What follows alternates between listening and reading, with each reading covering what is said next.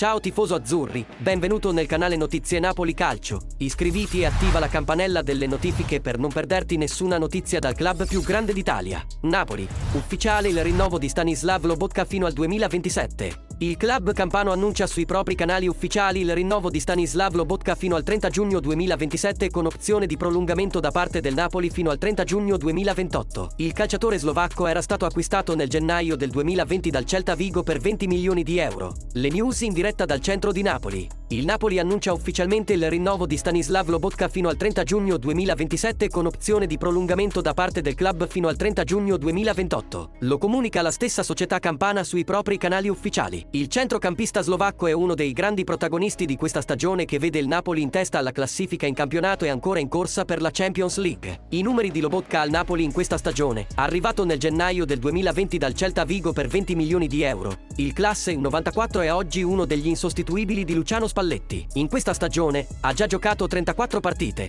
27 in campionato, 7 in Champions e 1 in Coppa Italia. Proprio il rigore sbagliato contro la Cremonese in Coppa Italia, che è costato agli azzurri l'eliminazione, è l'unica macchia in una stagione quasi perfetta per Lobotka. Oltre 2000 minuti in Serie A con un gol e un assist e tantissime prestazioni di alto livello. Tifosi azzurri, commentate se vi è piaciuto il rinnovo del nostro grande Lobotka e iscrivetevi anche al canale perché tornerò presto con le ultime notizie dal club più grande d'Italia. Forza Napoli sempre!